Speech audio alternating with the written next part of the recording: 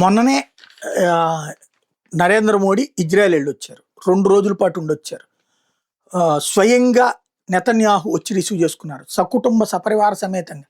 Even వాళ్ళ ఆవిడైతే కాషాయపు దుస్తులు ధరించి వచ్చి మరి ఆయనకి స్వాగతం పలికింది. అలాగే ఆ సాయంత్రం డిన్నర్లో భారతీయ దుస్తులు వేసుకుని భార్యాభర్తలు ఇద్దరు కూడా ఆతిథ్యం ఇచ్చారు. భారతీయ సంప్రదాయ వెజిటేరియన్ వంటకాలతో ఆతిథ్యం ఇచ్చారు నరేంద్ర మోడీ. అంతటి అపురూప అనుబంధం. తిరిగి వచ్చేసేటటువంటి సందర్భంలో విమానం దగ్గర పావు గంట సేపు ఆలింగనం చేసుకుని మాట్లాడుకున్నారు. అక్కడ అందరి ఎదురుకుండా భావోద్వేగం ఇద్దరి కళ్ళల్లో కనిపించింది. బాగా అభిమానం ఉన్నటువంటి వాళ్ళకి దూరం అయితే ఉండేటటువంటి సిస్టమ్ కనిపించింది అక్కడ. ఇది కీ పాయింట్, గుర్తుపెట్టుకోవాల్సినటువంటి పాయింట్. ఇప్పుడు ఇజ్రాయెల్ ఖొమైనీని చంపేసింది. ఇరాన్ వాళ్ళతో మాట్లాడలేదు నరేంద్ర మోడీ, ఇజ్రాయెల్ ప్రధానమంత్రితో మాట్లాడారు. ఇది దుర్మార్గం. ఎస్, ఎందుకని?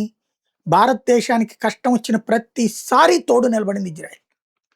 భారతదేశానికి అండగా నిలబడింది ఇజ్రాయెల్. పాకిస్తాన్ చేసే దుష్కృత్యాలని ఎదురు తిరిగింది భారతదేశం అయితే దానికి సమర్థిస్తూ వచ్చింది ఇజ్రాయెల్.